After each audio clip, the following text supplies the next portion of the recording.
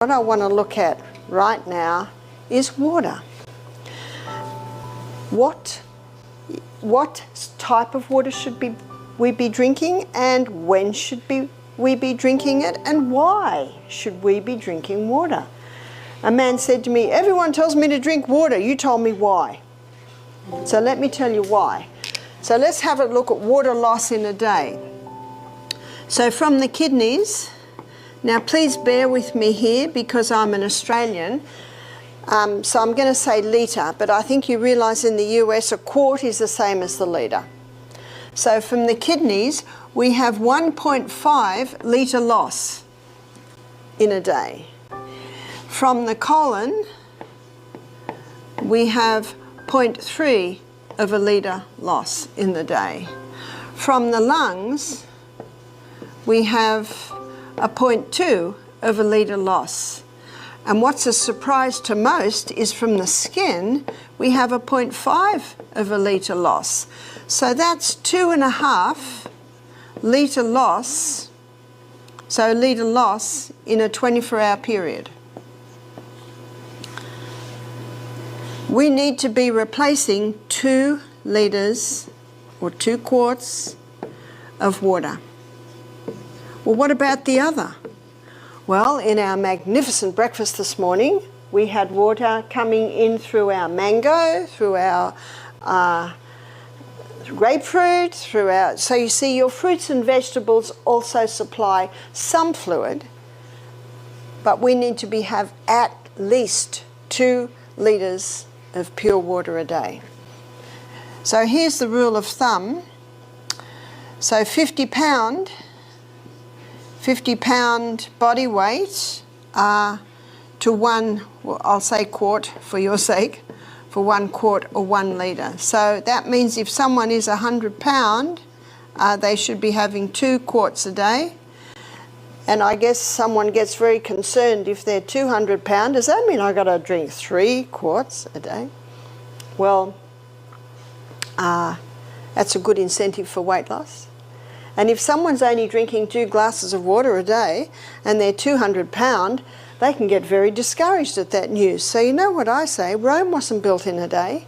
You just start little by little by little to drink more. But it's a good rule of thumb for children because children need water. And you watch, a child gets up in the morning, runs around and plays for a while, sit down for breakfast. What's the first thing they want to do straight after breakfast?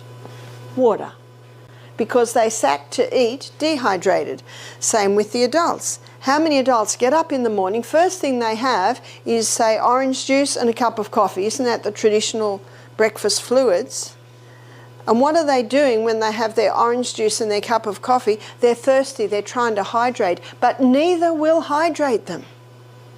How clean would your body be if you washed it in orange juice? How clean would your body be if you washed it in a cup of coffee? Water and water alone will supply what the body needs. And there's a book called One of the Body's Many Cries for Water. It's by Dr. Batman Geheldage. We'll call him Dr. B, an Iranian doctor.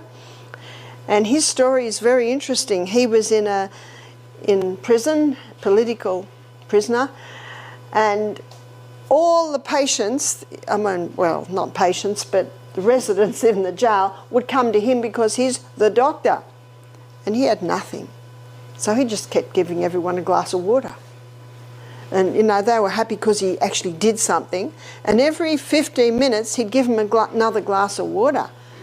And so he'd come and see them, give them another glass of water. And to him, it was a bit of, what else can I do? But then he noticed something. They all were getting better. In fact, the word went round, we've got the best doctor here in this jail. Everyone's getting better. So he put his detective hat on. Why are they getting better? All I'm doing is giving them water. And out of that came his book, One of the Body's Many Cries for Water. And what's fascinating about his book, I'm pretty sure it's in the bookshelf there, is he goes into every single body function, because don't you love it when someone says, why is this happening? And then investigate and then write a book, and we can read that book and go, well, looky there.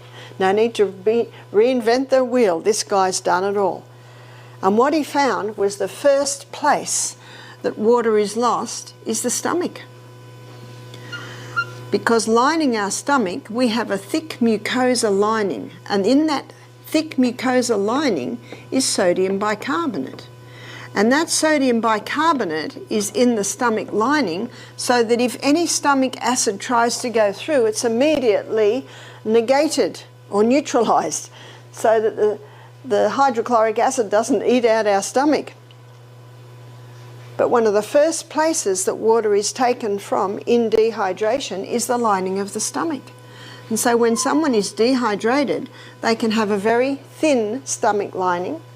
And when there's a very thin stomach lining, there's no sodium bicarbonate in there. And so the stomach acid can easily start to eat its way through. And then because there's damage, our body's own microorganisms change roles and become the clean-up team. Remember Monday, where we looked at the cycle of life? And they change roles and become the clean-up team. Remember what its name is? Bacteria. And they've given them a name in the stomach. It's called Helicobacter. You've heard of it? Yes. Helicobacter pylori. Helicobacter pylori is blamed for stomach ulcers. Students, what's the cause of stomach ulcers? Well, the number one, it's actually dehydration. And Dr. B claimed that at the writing of his book to have cured 3,000 cases of stomach ulcer with water alone. Because the first place that the water is taken from is the lining of the stomach. And the first place it goes to is the lining of the stomach. So a glass of water, half an hour before the meal, the first thing it'll do is it'll thicken that mucosa lining on the stomach. So there's a couple of doctors from Australia, Western Australia, that got a Nobel Prize for discovering that Helicobacter pylori causes stomach ulcers. They were even putting Helicobacter pylori into someone's stomach and, yeah, stomach ulcer. But you know what my question is? Well, were they dehydrated? How much water were they drinking? Are they coffee drinkers? We had a pathologist attend our program. He said, we did studies on coffee and we found it took 5 glasses of water to make up for the dehydrating agents in 1 cup of coffee. Now, when you look at that, I think you'd agree with me, the nation's dehydrated. And Dr. B's book, One of the Body's Many Cries for Water, it actually explains why all of these ailments are happening. The other title to his book is, he's not sick, he's thirsty. The other title to his book is, subtitle, Don't Treat Thirst with Medications. Because when you do take medications, what does that do to your hydration status? Lessens it even more. I know as a psychiatric nurse, you'd be talking to the patients and you can tell their mouth is dry by the way they're talking. So what do? Oh, Coke, coffee. Is that helping? Not at all. In fact, it's contributing to the fact that they're still in the psychiatric hospital, because our brain is 85% water. From the neck down, we're 75% water. Our brain is a hydroelectric system. No hydro, no electricity. A person can actually develop negative thought patterns in a dehydrated brain. And most people know that their headache possibly is due to dehydration.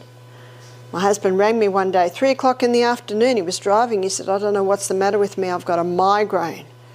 I can hardly drive. So you know what my first question always is? How much water have you drank? And he went, oh dear. He said, I haven't drunk any water since I woke up this morning. So he woke up in the morning and had water. He had breakfast. Must have got busy, had lunch, and now we are 3 in the afternoon. He is chronically dehydrated. So I said to him, just don't drink a whole glass of water. Please just have half a glass of water. A few minutes later, another half glass of water. A few minutes later,